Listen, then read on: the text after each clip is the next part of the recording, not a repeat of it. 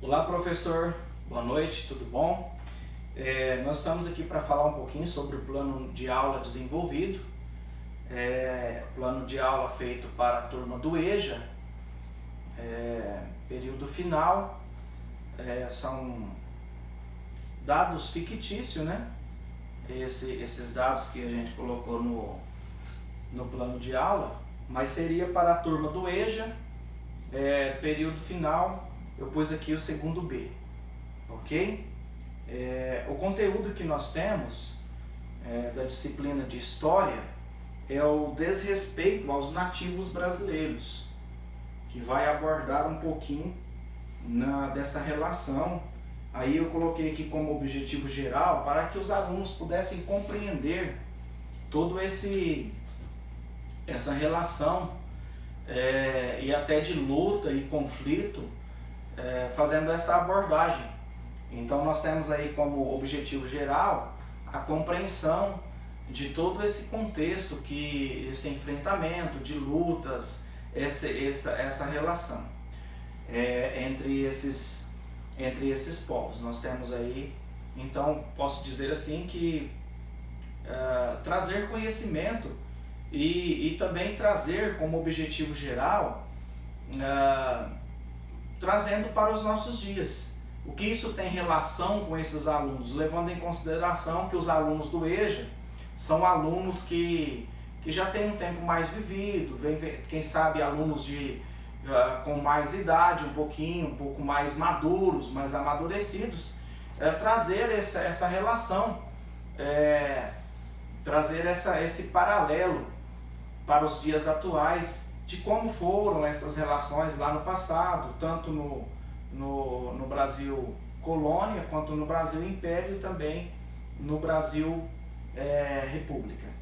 Nós temos como metodologia, eu coloquei como metodologia, fazer essa abordagem inicial e já como forma de diálogo mesmo, o que os alunos, o que eles entendem como o que eles sabem, o que têm de conhecimento dessas relações, tanto com indígenas. Eu posso colocar aqui também uma pitadinha das relações depois entre os escravos que vieram nos navios negreiros, né, a questão do negro, dos africanos, colocar então o que eles entendem, o que tem de proximidade, para se tornar uma aula um pouco mais interessante, se eles têm parentesco tanto com nativos, com indígenas, com africanos, se tem descendentes, se tem pais, avós, bisavós, qual a relação de cultura que eles têm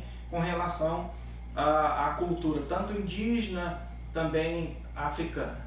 Então, para se tornar a aula um pouco mais dinâmica, eu quero no início, como metodologia, abordar esse contexto todo e depois prosseguir com uma explanação, né, dessas relações. Como que foi lá no passado essas relações?